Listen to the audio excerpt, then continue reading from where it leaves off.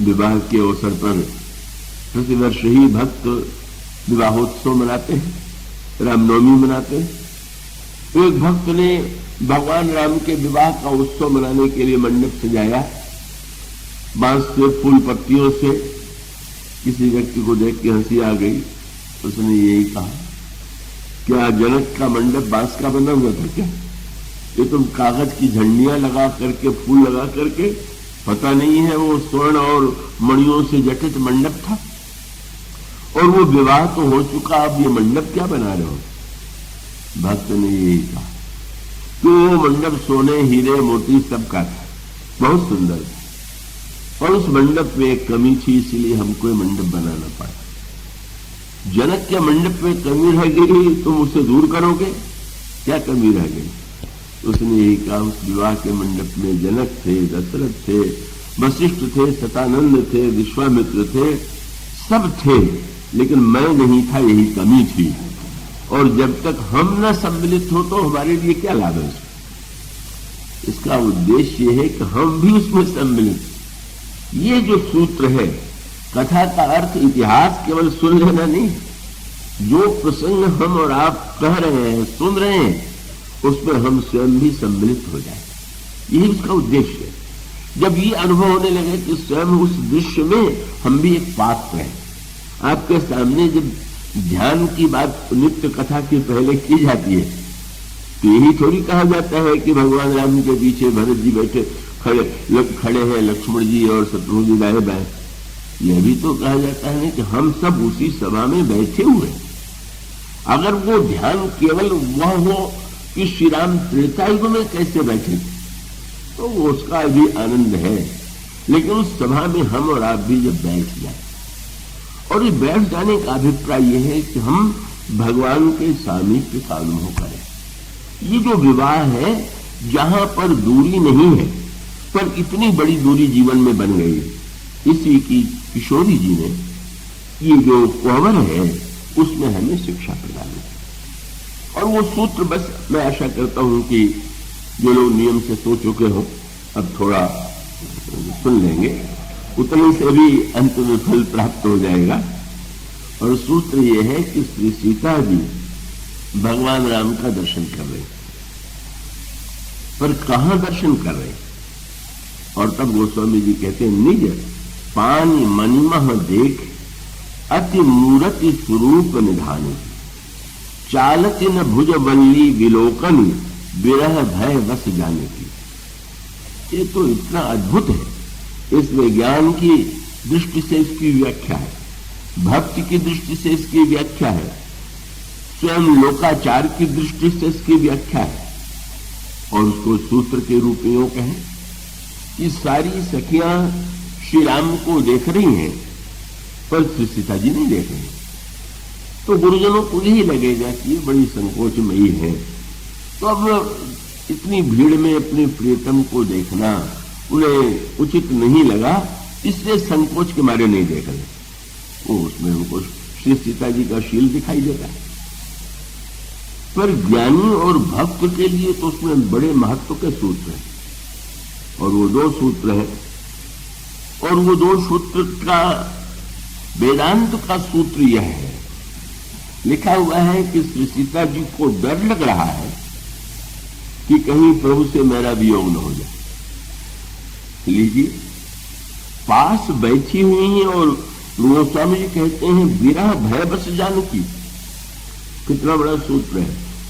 बोले ईश्वर से वियोग जो होता है, क्या किस रूप में होता है?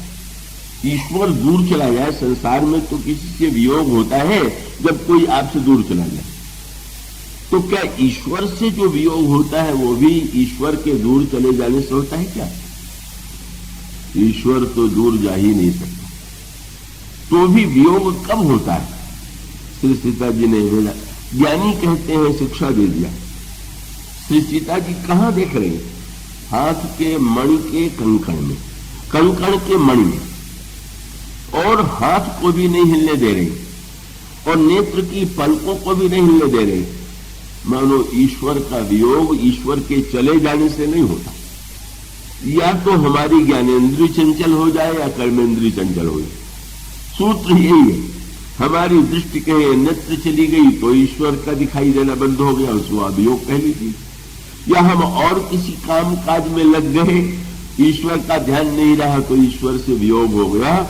मानो श्री सीता जी कहती हैं उनको पास में रखने के लिए का उनको दूर जाने का अभिप्राय केवल इतना है कि हमारे हाथ जो है वो कर्मेंद्रिय और नेत्र जो है वो ज्ञानेन्द्रिय। उसका अभिप्राय है कि पूरी तरह से जब हमारा कर्म ईश्वर के प्रति अर्पित होता है और हमारी दृष्टि उनकी ओर होती है तो हम ईश्वर के निकट होते हैं, और जब नहीं होती तो भी निकट होते हुए दूरी का बोध होता है। और भक्तों ने एक दूसरा शब्द उसमें पकड़ लिया, उनका निज पान।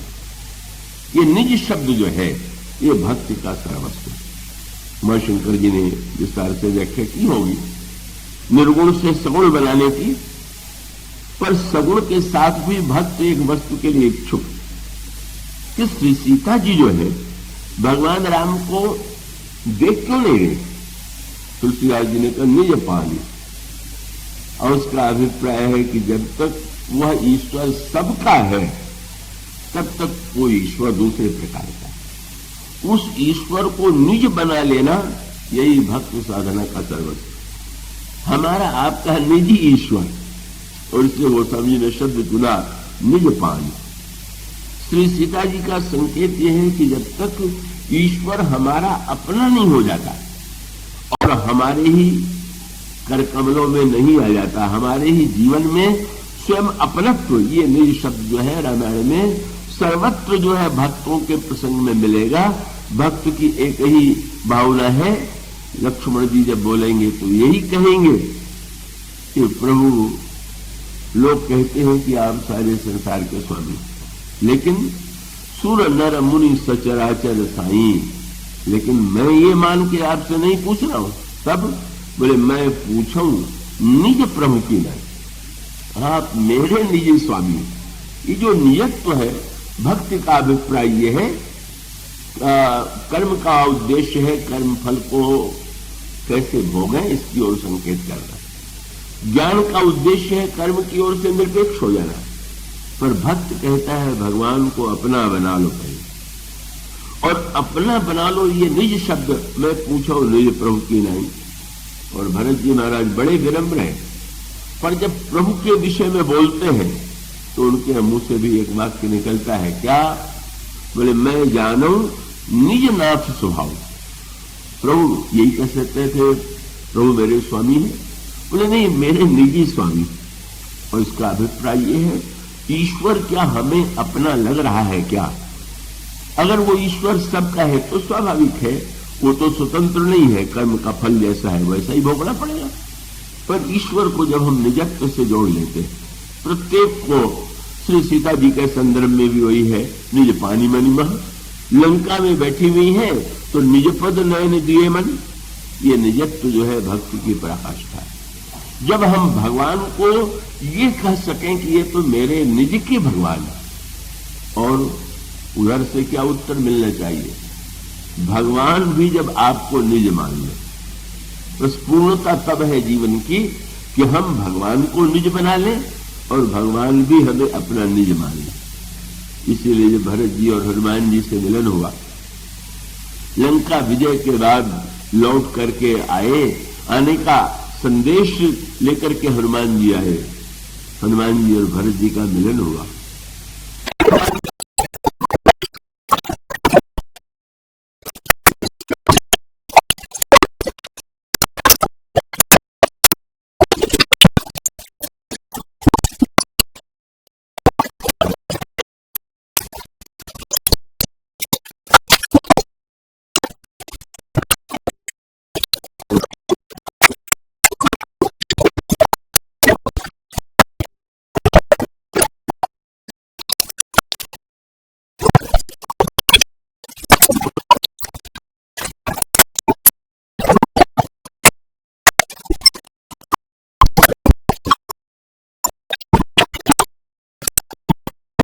निजत्व है ये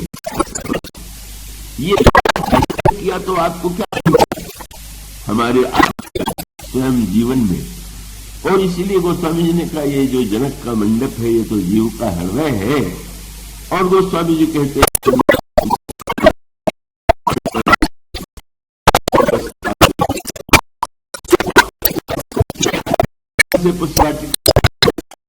यज्ञ में लाइए, धनुष यज्ञ से विवाह के मंडप में लाइए, और ले आने के बाद जब आप कोहबर में उसको ले आवेंगे और आप अपने हाथ के निज मणि कंकण में उसे देखेंगे, बस वह ईश्वर इतना अभिन्न, इतना प्रिय प्रतीत होगा, इतना रसमय प्रतीत होगा। और वो जो अंतिम समस्या है चित्त वाली, उसकी व्याख्या तो अब रही गई। हमारे प्रिय शिष्य मैत्री शरण जी कह देते हैं कि आप कभी कोई प्रसंग पूरा ही नहीं करते, कहीं तो पूरा कर दिया करिए। तो मैंने कहा वो पूरा होगा कैसे, वो तो मेरे बस का कोई का उपाय नहीं है। और बस इतने कह सकते हैं कि ये जो चित्त है इसका उपाय क्या है, मन को भगवान अपनी ओर आकृष्ट कर दे, बुद्धि को चेतन बना दे, अहंकार को खंडित कर दे। और ये जो चित्त है बस इसके लिए तो एक ही उपाय है। गोस्वामी ने लिखा कि भगवान के माथे पर जो मौर है उसका ध्यान कीजिए। और ये कैसा मौर है, बोले गाथे महामणि मौर मंजुल अंग सब चित्त चोर है। ये चित्त चोरी चला जाए, ये चित्त पूरा कबाड़ खाना है, पूर्व जन्मों का, यानी क्या क्या इसमें संग्रहित। कई लोग बड़े गर्व से अपने कई पीढ़ियों का रखते हैं घर में सजा करके, ये हमारे पिताजी का है, ये उनका है, प्रसन्न होते हैं, होना भी चाहिए। तो बाहर तो आप संग्रह करके रखते ही हैं, उपयोग हो चाहे न, पर उससे भी अधिक संग्रह जो है हमारे आपके चित्त में इसी जन्म का नहीं, यानी कितने जन्म का इतना अच्छा बुरा सब संस्कार संग्रहित। और तब उसका उपाय क्या, जैसे कोई बहुत संपत्ति संग्रहित करे और चोर आके चुरा ले जाए, इसी प्रकार से योगियों ने कहा चित्त वृत्ति का निरोध करो। पर भक्तों ने कहा कि कहीं भगवान आकर के ये चित्त का कबाड़ खाना उठा ले जाए, पूरा चोरी कर ले, सब उठा ले जाए। इसलिए गोस्वामी जी कहते हैं भगवान के हाथ में मुद्रिका है, उस मुद्रिका में क्या चमत्कार है। गोस्वामी जी ने कहा कर मुद्रिका चोरी चित्त ले। प्रभु जब चित्त को चुरा ले, सब कुछ जो संग्रहित है वो चित्त प्रभु की दिशा में पूरी तरह से वे उसको ले ले, और यही व्यक्ति के जीवन की धन्यता। इसलिए